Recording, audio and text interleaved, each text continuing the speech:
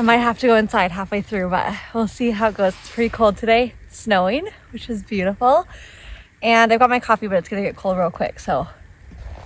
Okay, I'm gonna answer your one-of-a-kind questions, which I wrote down on my trusty chicken notebook. I think my plan is to answer in more long-winded answers that'll cover like a couple different questions. So I have 6 questions that I'm going to go through, and I'll probably cover a lot more than just 6 questions in each of the answers. I'm hoping that makes sense, but here we go. So I took part in the one-of-a-kind winter show in November of this year, of 2023. It was a wild ride. It was so crazy, and it's one of the things that I'm most proud of in my career so far, mostly because it was really hard.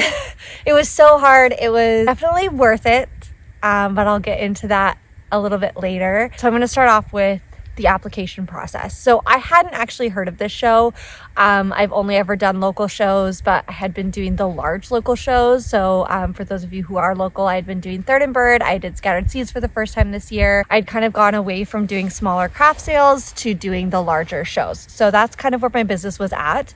And at the spring Third and Bird show, there was a rep named David from One of a Kind who was absolutely lovely, such a delight. And he walked past my booth on the last day of the show and asked me if I'd ever heard of the show. At that point I had, because the Third and Bird staff had told us that there was a One of a Kind rep there. So I had done a little bit of research just in case and kind of gotten my little sales pitch ready. Hi, baby. Oh, thank you. I had gotten a little bit prepared to meet one of the reps from One of a Kind if they should stop by my booth. And David did. He stopped by and he asked me if I'd heard of the show. He gave me some compliments, which was so lovely, asked me some questions about my brand, and then he gave me a golden ticket. So this is a little piece of paper basically that you mention that you have it on your application, and it just tells the jury for the One of a Kind market that you have been personally selected by one of the reps. So you still have to fill out the whole entire application, and it's not a shoo-in, it's not a guarantee, but it does definitely increase your chances of being accepted to the show. So I was super honored. It was a compliment and such an honor to have been hand selected, which even saying out loud just like feels really crazy. It feels like, I don't know. Anyways, so really cool moment, and I'm really proud of that. And yeah, the application process was crazy. It was a really long application. It took me at least a full day of constant work on it, if not longer. But obviously worth it because I got in. So I found out I got in maybe July, maybe August. So like not a ton of time to prepare for the show. They do prepare you well. When you get in, there's a plethora of information on their website and in their vendor guide. But it is a different ballgame if you're from out of town, and no one can tell you how much product that you should have. There are some like mathematical equations. Some people say it's like a percentage of the anticipated attendance. But really, there's so many factors. So whether or not your product is consumable, is giftable, there's just so many variables to preparing stock, and that was one of the largest stress points for me, was how much inventory am I supposed to bring and how much inventory I have to make to bring to profit. So not only I hope I sell it all, but I hope I make enough product to be able to sell enough to make it a profitable experience. So prep wise, that was probably my largest stress, was to make enough inventory and to hopefully sell enough inventory. But I was just really head down focused on sewing at least $1,000 worth of inventory a day in the leading up months to the show. And then that brings a whole other ballgame of prep wise, meaning getting there, logistics, which I'm going to go through some more specifics of the logistics at the end, but finding a shipper that's going to ship a pallet, or is it cheaper to ship with Canada Post, or is it cheaper to drive and bring everything in my van, and planning a booth. Like all of that was crazy. I would say that it was more manageable because I had experience prepping for a large show in Winnipeg, and having that knowledge, knowing kind of basing on those numbers what I expected to sell, and some of my more popular items that sell better at markets. I do find that my products that sell better online don't sell as well in person, and the products that don't sell at all online sell really well at markets. So I did have that knowledge going into this show, which was really helpful when planning inventory. But my body hurt, my brain hurt during the prep period. It was a lot and really overwhelming, but it's also really exciting. So I would say prep was exhausting, but I did have some things that helped me better get ready. Lucy! Hi. Oh, one thing that I need to mention with prep is the investment in materials. I don't think I was fully ready for it. If we're comparing one of a kind show to a large market in Winnipeg, prep wise, I wanted to quadruple the amount of prep, which means you're buying a lot more materials. So that was scary because you're putting out a lot of money in materials and you're not sure if you're going to make that back. So it's just hard to say. Everything in the market world is kind of a gamble. But I would say with the One of a Kind show, they have an incredible reputation. They've been around, I think, since the 70s. They are truly the largest market in Canada. And so it felt like a safer bet to invest in materials. And if you don't sell, worst case scenario, you don't sell all of your stuff, you can at least bring it home and use it as inventory. It's not going to waste unless you run a perishable business. For my business in particular, we make rope baskets. So I was investing in rope, I was investing in thread, and it was fine because I'm now able to go through some of the inventory that didn't sell and use that for orders, use it for wholesale, that kind of thing. So two sides to every coin, right? One question I loved so much was what worked well and what would I do differently? What worked well was that I made it there. And honestly, I didn't have huge expectations for myself. I just really wanted to try. And my attitude going in was, you're just trying, and if it doesn't work out, then you know, and you won't do it again, but you'll never know if you don't try. So I was really excited just to give it my best shot. And I think that mentality really helped me through the whole entire thing. So what worked well was just having a good attitude. And don't get me wrong, during the show, I had a ton of bad attitude moments. It was really hard work. It was really scary. My sales honestly weren't where I wanted them to be. And so I definitely had a lot of really hard moments. But my overall attitude going into the show was just to, get through it. I'm here. I'm doing my best while I'm here. And that's all I can do. So that worked really well. My prep went really well. And I did feel quite well prepared, having read through all of the vendor information that they provide to you. So that was really great. It's really well organized and well run. You have a contact person that you can ask for help. There's a Facebook group, which was awesome, because you could post in there a question about prep, a question about booth lighting, your booth design. Like, people were so helpful in the Facebook vendor group. So that was awesome. I did end up renting a back wall from a company called Strongco. Once you get into the large scale trade show world, you start realizing that there's a company for everything. So there's a company that provides power, that provides lighting, that provides booth rentals, like the whole 9 yards. You think of it, there's a company for that, which I didn't know until I started planning for One of a Kind. So I did rent a hard wall. It was very expensive, but it wasn't worth shipping my market booth down. And I had markets right before I left for Toronto, so I needed my booth here. So I did rent a hard wall. That worked really well, and I think I would probably do that again, even though it was expensive, because you're allowed to nail into the walls, you're allowed to screw into the walls. It's just a white wall. Some of the walls, if you pay a little extra, you can actually paint the wall, which I totally would have done, except that my setup was only 6 hours. I only had 6 hours from start to finish to set up and be ready for the show. So I didn't have time to paint and let it dry before the show started. But I did nail things to the wall, and that worked really well. So I think I would rent a hard wall again. Oh, I stayed at an Airbnb with a fellow vendor. And so she lives an hour out of Toronto and was driving us to and from every day, which is a lot, but it was really inexpensive to stay with her. I think it was about $60 a night. And this was like a huge vendor deal. Like, basically she was just trying to help us out.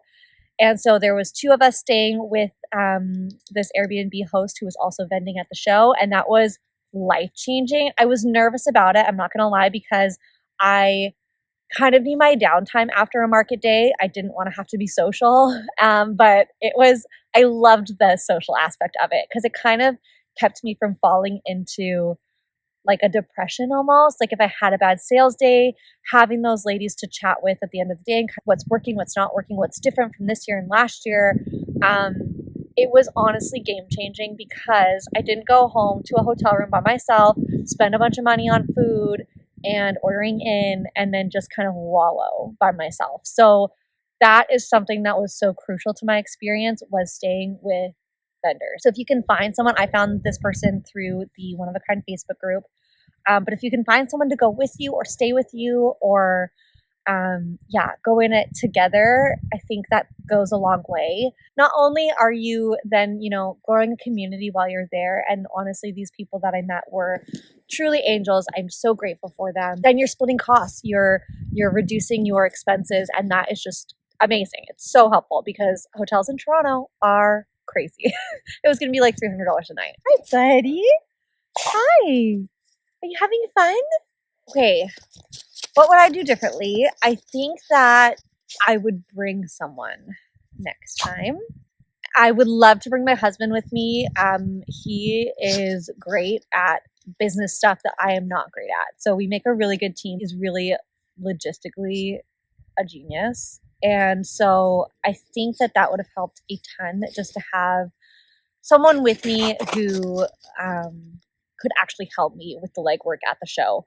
I couldn't get out of my booth much. I had amazing booth neighbors who helped me cover my booth if I needed to go to the washroom, get food. Part of me wonders if having a bigger booth would have been helpful. I feel like maybe I could have displayed my products in a better way that would have kind of helped me increase my sales. But at the same time, that comes with a greater cost. And so that's kind of getting into a different game we're playing. So I got the smallest booth for context, and it was great for what it was. And I did not have room. Like, it was very small. A 5x10 is what I usually have at markets, but I didn't have my standard display set up. So I think if I could have, I probably would have brought help, and I would consider doing a bigger booth. And I'd have to think through that maybe going into the next time if I do it again. I'm unsure at this point if I'll do it again, just because it was really hard on me. It was really hard on the family. At this point in life, maybe in a few years, that'll be different. The kids will be older and things will be different. But I think a bigger booth would have maybe been helpful in displaying my product in a way that was more shoppable, more cohesive to styling, and giving people ideas on how it would look in their home. And I think that would have been helpful for me. I think that people would have had a clear idea of what this item is or what it's for or how it would look if I bought it and took it home and put it in my home. So I think I would do that maybe differently next time. But overall, I'm really happy with my experience. I'm happy with the amount that I prepared, and I'm happy with the amount of knowledge I had going into it. But I do wish that maybe there was more info, kind of like this video, of like all of these different things that you have to expect going into it, all of these things that you have to spend money on that maybe you didn't know was a thing, because I didn't know any of this was a thing. I had some amazing people who were so generous with their time and their information and who did help me a lot. I think I just felt overwhelmed when I got there of like, oh my gosh, it's a beast. It's just crazy. That being said, if you guys have any questions or you plan to do a large out of town show, please send me a message. You can DM me or email me. I'm happy to tell you like step by step, literally every single thing that I did or spent money on. If you have specific questions, we'll chat because I have lots to say. Cost worthwhile. For me, if we're talking the show alone, I would say probably not. I did profit, but if you take into account all of the time and hours I spent pre-show preparing, no. But I am having currently online a boost in sales, a lot of orders going to Southern Ontario, and talking about my experience has given me a lot of connections. And so rude, Captain. So I'm seeing a lot of wonderful after effects of being part of the show. And so I feel like if you're talking about experience as a whole, is it cost effective? Is it worthwhile? Yes.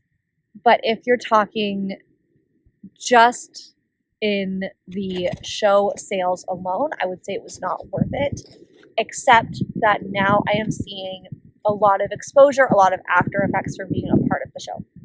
And that's a risk too. You don't know if that's going to happen, but for me, it is happening. And I'm so excited about that. I'm really grateful for that. And it really is making all that hard work and effort worthwhile in the end. So yeah, all of these questions are kind of like a yes and a no, or there's good and bad with all of it. I mean, that's just life. So I hope it's been helpful so far.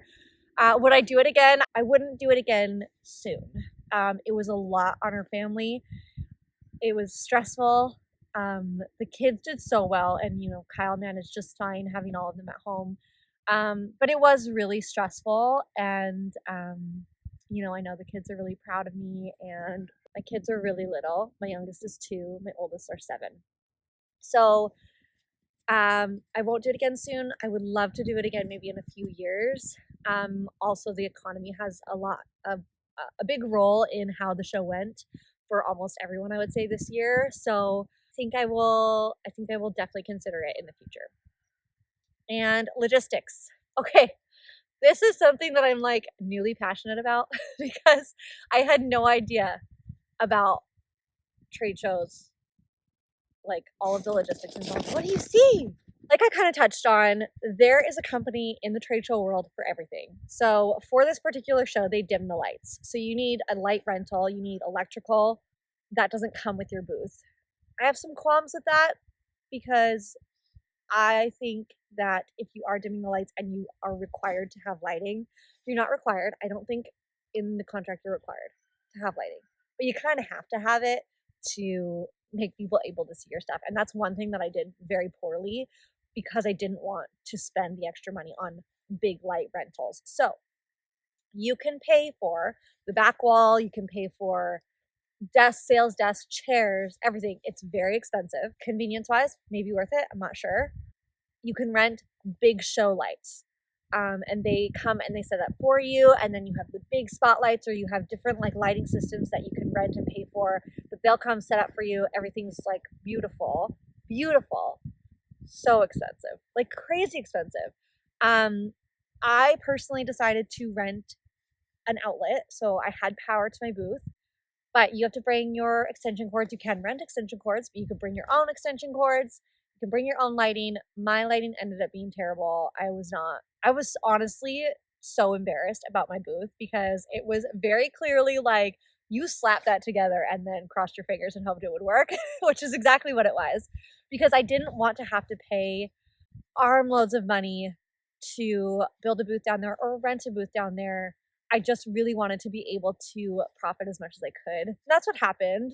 And the booth was fine. Everything was fine. But I mean, to be transparent, I used shipping boxes as like my low down tables. And so, hi, buddy. Did you protect the roost? Good job. So logistically, I mean, shipping all of your stuff, you have to decide what's worthwhile to ship and what's not. To me, I decided not to ship my booth, but I did use a pallet shipper. There is such thing as a trade show logistics company, which is what I used to ship my product, meaning I dropped it off at Day and Ross, and he organized the rest. So he had it shipped to his warehouse and then held it until it was time to drop it off for setup, because I was only doing a half show.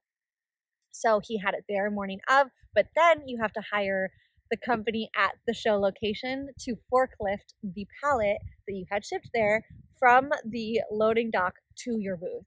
And that was expensive. There's all sorts of people offering all sorts of services to make your trade show experience easier. And now that I know these things, I think that I will have a better experience next time doing out of town trade shows or wholesale trade shows, because I know maybe what's worthwhile, what's not for me personally, but also knowing that you even have to hire a forklift to take your pallet from the loading dock to your booth, I did not know that was a thing, I think, until like 4 days prior to the show. So it was fine. Everything like went off without a hitch, but I didn't know about that stuff. So I ended up losing my final clip of me wrapping up all of my thoughts on my experience. So we're just going to use this footage here of Captain romping around in the snow to kind of wrap up my thoughts. I guess all in all, it was an incredible experience and something, like I said, that I'm really, really proud of. There were things that didn't meet my expectations and things that went above and beyond my expectations. So, all in all, I think that I'm so glad I tried it and put myself out there. And I think, honestly, that's all that we can ask for when we try new things. So, in the end, I think that if you have the capacity to take a risk like this and try something new and big for your business or just even in your life, um, I recommend it. It made me grow a lot as a business owner and as a person, and I think that's really cool. Please let me know if you guys have any questions in the comment section below. I would love to chat more about this, and thank you guys so much for watching. See you soon.